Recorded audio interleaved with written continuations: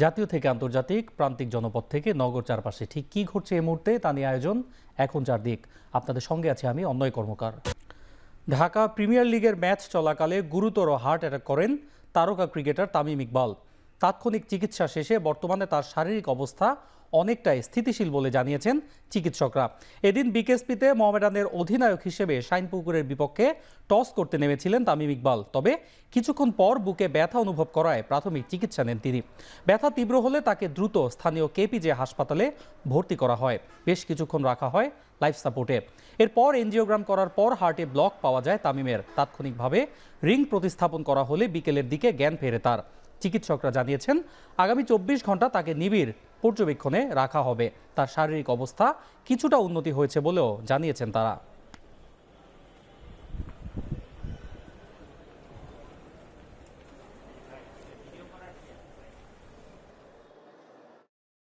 যে vital science অথবা অন্যান্য যে প্যারামিটার্সগুলি আছে এগুলি যথেষ্ট উন্নতি লক্ষ্য করছি। কনসিয়াসনেস রিগেইন করেছে। 24 ঘন্টা খুবই ক্রুশিয়াল সময়। 24 ঘন্টা পর হাসপাতাল কর্তৃপক্ষের সঙ্গে পরামর্শক্রমে আমরা পরবর্তী ব্যবস্থা নেওয়ার চেষ্টা করব। তামিম ইকবাল জুনিয়র ক্রিকেটারদের জন্য আশীর্বাদ। তার দ্রুত সুস্থ হয়ে মাঠে ফেরা জরুরি। ঢাকা প্রিমিয়ার লিগের ম্যাচ শেষে এমনটাই জানিয়েছেন প্রাইম ব্যাংকের হয়ে সেঞ্চুরি হাঁকানো ইরফান শুক্কুর। একই ম্যাচের আরেক সেঞ্চুরিয়ান সাব্বির হোসেনও দেশ সেরা ওপেনারের জন্য শুভকামনা জানিয়েছেন। শুনলাম যে তামিম ভাই অনেক অসুস্থ হয়ে গেছে। আমি আল্লাহর কাছে তখনই দোয়া করছিলাম যেন উনি আমাদের মাঝে ফিরে আসে তাড়াতাড়ি। আর ইনশাল্লাহ আমি মনে করি খুব সুন ওনাকে আবার মাঠে দেখব। আর কজ তামিম ভাই জুনিয়রদের জন্য আমি মনে করি সব ক্রিকেটারদের জন্য একটা ব্লেসিং। ইনশাল্লাহ উনি আমাদের মাঝে তাড়াতাড়ি ফিরে আসবে। ইনশাল্লাহ আবার ক্রিকেট গ্রাউন্ডে ওনাকে দেখতে পাবো ইনশাল্লাহ। আসলে আমি তো ব্যাটিং করতেছিলাম, ওই সময় শুনছি তামিম ভাই হার্ট অ্যাটাক করছে, তো জিনিসটা খুবই খারাপ লাগছে। উনি আমাদের কিংবদন্তি ওপেনার, ওনাকে ফলো করা আর কি আমি যেমন ওনাকে ফলো করি এক ওপেনার হিসাবে, তো আমি সবসময় দোয়া করবো তিনি যেন খুব তাড়াতাড়ি সুস্থ হয়ে মাঠে ফিরতে পারে। তামিম ইকবালের হার্ট অ্যাটাকের দিনেও বন্ধ হয়নি ঢাকা প্রিমিয়ার লিগের খেলা। এদিন জয় পেয়েছে তার দল মোহামেডান। আলাদা ম্যাচে জয় পেয়েছে আবাহনী ও প্রাইম ব্যাংক ক্রিকেট ক্লাবও। বিকেএসপিতে শাইনপুকুরকে 7 উইকেটে হারিয়েছে মোহামেডান। এদিন শুরুতে ব্যাট করতে নেমে 223 রানে গুটিয়ে যায় শাইনপুকুর। লক্ষ্য তাড়া করতে নেমে 46 বল হাতে রেখেই জয় নিশ্চিত করে মোহামেডান। অন্য ম্যাচে অগ্রণী ব্যাংক ক্রিকেট ক্লাবের বিপক্ষে 34 রানে জয় পেয়েছে প্রাইম ব্যাংক। শুরুতে ব্যাট করতে নেমে 3 উইকেটে 321 রানের পুঁজি পায় প্রাইম ব্যাংক।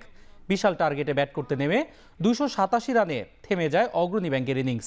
আর মিরপুরে ধানমন্ডি স্পোর্টস ক্লাবকে 5 উইকেটে হারিয়েছে আবাহনী লিমিটেড। ম্যাচে নির্ধারিত ওভার শেষে 9 উইকেটে 201 রান করে ধানমন্ডি স্পোর্টস। জবাবে ব্যাট করতে নেমে 39.2 ওভারেই লক্ষ্যে পৌঁছায় আবাহনী। এনসিপিকে শুধু একটি রাজনৈতিক দল হিসেবে না দেখে বাংলাদেশে নতুন রাজনৈতিক বন্দোবস্ত হিসেবে দেখার আহ্বান দলের আহ্বায়ক নাহিদ ইসলামের। সন্ধ্যায় বনানীর একটি 5 তারকা হোটেলে কূটনীতিকদের সম্মানে জাতীয় নাগরিক পার্টির ইফতার মাহফিলে বক্তব্য রাখেন নাহিদ ইসলাম। এ সময় রোহিঙ্গাদের সমস্যা শান্তিপূর্ণভাবে সমাধানের আহ্বান জানান তিনি। পাশাপাশি গাজায় নৃশংস হত্যাকাণ্ডের কঠোর সমালোচনা করেন নাহিদ। এ সময় 5 আগস্টের পর বাংলাদেশ যে গণতান্ত্রিক ধারায় ফিরছে সে পথে কূটনীতিকদের সহযোগিতা কামনা করেছেন পার্টির সদস্য সচিব আক্তার হোসেন। ইফতার মাহফিলে অংশ নেয় যুক্তরাষ্ট্র, কানাডা, চীন, জাপান, ভারত, পাকিস্তান সহ বিভিন্ন দেশের কূটনীতিক ও প্রতিনিধিরা। গণতন্ত্র হওয়া দরকার, বহুদলীয় গণতন্ত্র, কিন্তু সেই বহুদলীয় গণতন্ত্রে যেন কোনোভাবেই কোনো ফ্যাসিস্ট শক্তি তাদের অংশগ্রহণ করতে না পারে। এই কারণে বিচারিক যে প্রসেসের মধ্য দিয়ে যাওয়া দরকার, অন্তর্বর্তীকালীন সরকার সেই প্রসেস মেনটেন করবে। We ask you to see us not simply as a new party but as the beginning of a new political culture, one grounded in dignity, justice and the collective dreams of our citizens. We want a new Bangladesh which will uphold the dignity of people, human rights through political consensus, and we welcome all the political parties, civil society to join us to our next stage. দলের নাম বা প্রতীক দেখে আর কেউ vote দেবে না বলে মন্তব্য করেছেন জাতীয় নাগরিক কমিটির উত্তরাঞ্চলের মুখ্য সংগঠক সার্জিস আলম। সোমবার দুপুরে পঞ্চগড়ের দেবীগঞ্জে এক পথসভায় মন্তব্য করেন তিনি। এ সময় তিনি বলেন, রাজনৈতিক দলগুলো বিভিন্নভাবে সাধারণ মানুষকে ব্যবহার করেছে, তবে নতুন বাংলাদেশে তাদের আর সেই সুযোগ দেয়া হবে না। এ সময় তিনি আরো বলেন, শুধু কথায় নয়, সবার জন্য কাজ করে দেখাবো।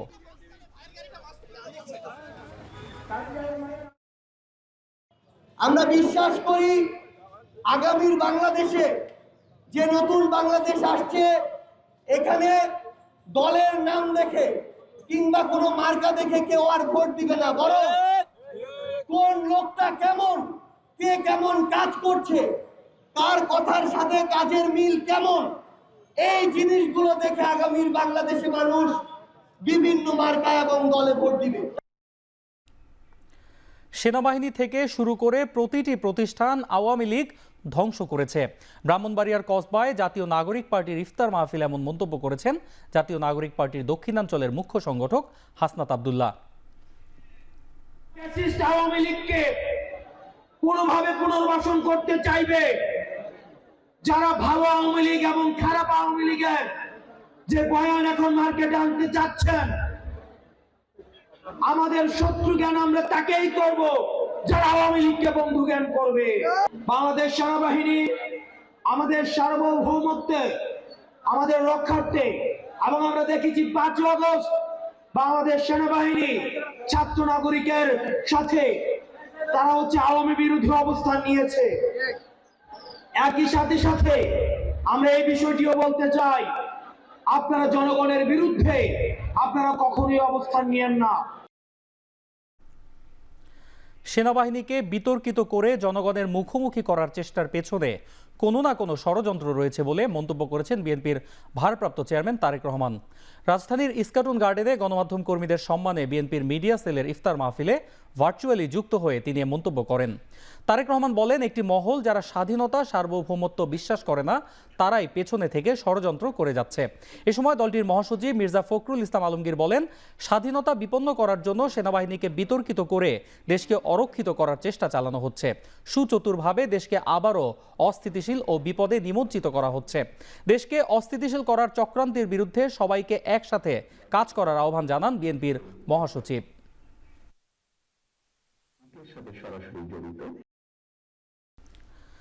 এবি পার্টির সাধারণ সম্পাদক ব্যারিস্টার আসাদুজ্জামান ফুয়াদের গ্রেফতারের ঘটনা মিথ্যা, দেশকে অস্থিতিশীল করতে শেখ হাসিনার নির্দেশে গুজব ছড়ানো হচ্ছে বলে মন্তব্য করেছেন এবি পার্টির চেয়ারম্যান মুজিবুর রহমান মঞ্জু।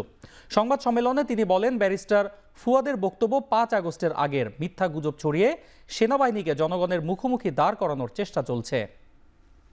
পরিকল্পিতভাবে সাধারণ ছাত্র জনতাকে সেনাবাহিনীর মুখোমুখি ঠেলে দেওয়া হয়েছে বা ঠেলে দেওয়ার চেষ্টা করা হচ্ছে।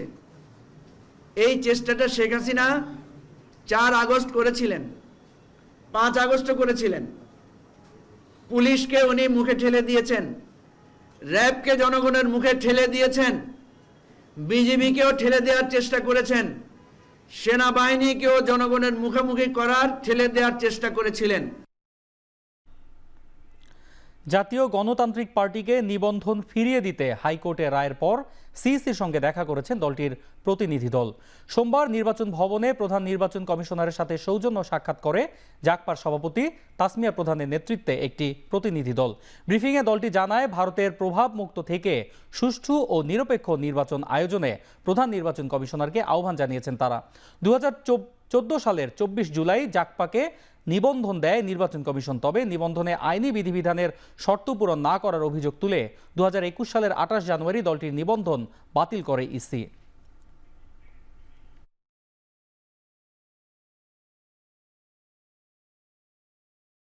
ফ্যাসিবাদ সরকার গত আমলে বাতিল করে দিয়েছিল, তো আমরা এর বিরুদ্ধে হাইকোর্টে যাই এবং শুনানি শেষে হাইকোর্ট আমাদের নিবন্ধন ফিরিয়ে দেওয়ার নির্দেশ প্রদান করেন। আমাদের নিবন্ধন ফিরে পেয়েছি।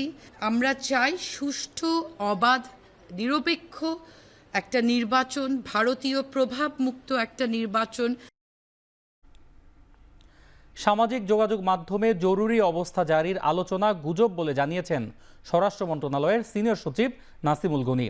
দুপুরে সচিবালয়ে তিনি একথা বলেন। প্রতি বছরের মতোই এবারও ঈদের নিরাপত্তাকে গুরুত্ব দেওয়া হচ্ছে বলে জানান তিনি।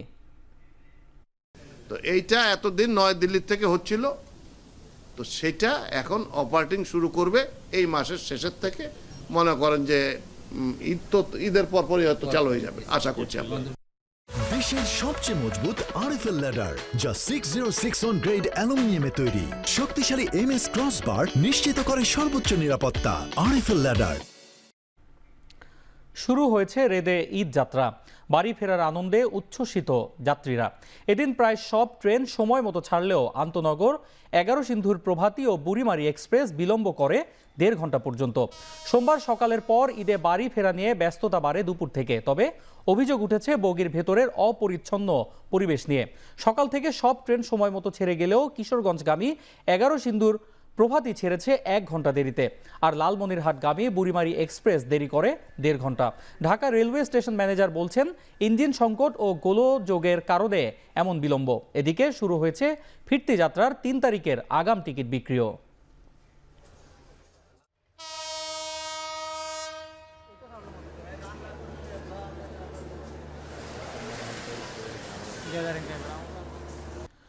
নববর্ষের ঐকতান ফ্যাসিবাদের অবসান স্লোগানে এবারের পহেলা বৈশাখ উদযাপন হবে 2 দিন ব্যাপী। মঙ্গল শোভাযাত্রার নাম পরিবর্তন নিয়ে কোনো আলোচনা হয়নি বলে জানিয়েছেন সংস্কৃতি উপদেষ্টা মোস্তফা সরওয়ার ফারুকী। আসন্ন পহেলা বৈশাখের আয়োজন নিয়ে সোমবার ঢাকা বিশ্ববিদ্যালয়ের সিনেট হলে বৈঠক হয়। পহেলা বৈশাখ উদযাপন ও মঙ্গল শোভাযাত্রা নিয়ে আলোচনা করেন অংশীজনেরা। বৈঠক শেষে সংস্কৃতি উপদেষ্টা বলেন, এবারের আয়োজনে বিভিন্ন জাতিগোষ্ঠী এবং বেসরকারি বিশ্ববিদ্যালয়ও অংশ নেবে।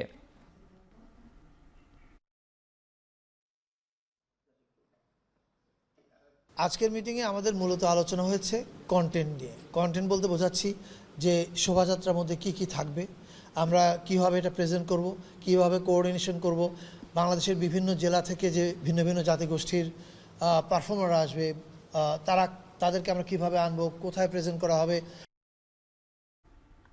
সিলেটে নির্যাতনের শিকার হয়ে এক গৃহ পরিচারিকার মৃত্যুর অভিযোগ উঠেছে।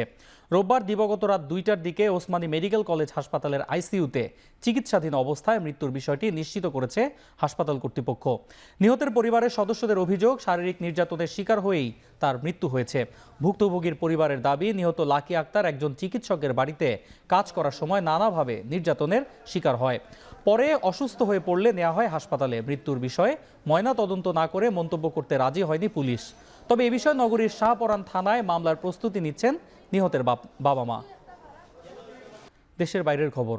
আসন্ন প্রেসিডেন্ট নির্বাচনে তুরস্কের প্রধান বিরোধী দল সিএইচপির প্রার্থী হিসেবে নির্বাচিত হয়েছেন কারাবন্দী নেতা একরেম ইমামোগলু। প্রেসিডেন্সিয়াল প্রাইমারিতে 1.5 কোটি ভোট পেয়েছেন তিনি। এরদোয়ানের সঙ্গে প্রতিদ্বন্দ্বিতা নিশ্চিতের খবরে আনন্দিত বলে জানিয়েছেন ইমামোগলু।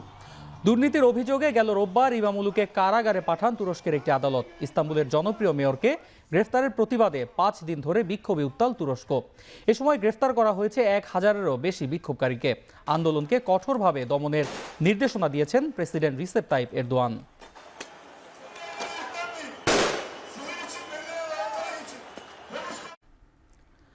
ইসরায়েলি বাহিনীর হামলায় গাজা উপত্যকার নতুন প্রধানমন্ত্রী ও জ্যেষ্ঠ হামাস নেতা ইসমাইল বারহুম নিহত হয়েছেন। তিনি 1 সপ্তাহেরও কম সময় আগে উপত্যকাটির প্রধানমন্ত্রীর দায়িত্ব পেয়েছিলেন। রোববার রাতে গাজার খান ইউনিসের নাসের হাসপাতালে হামলা চালায় ইসরায়েলি বাহিনী। ওই হামলাতেই ইসমাইল বারহুম ও অপর একজন নিহত হওয়ার দাবি করেন ইসরায়েলের প্রতিরক্ষা মন্ত্রী ইসরায়েল কাটস। গত 18 মার্চ সাবেক প্রধানমন্ত্রী ইসাম দা লিসকে হত্যার পর ইসমাইল বারহুম তার স্থলাভিষিক্ত হয়েছিলেন। ইসমাইল বারহুমের মৃত্যুর বিষয়টি নিশ্চিত করে হামাস জানিয়েছে, নাসের হাসপাতালে চিকিৎসা নেওয়াকালে তাকে হত্যা করা হয়েছে।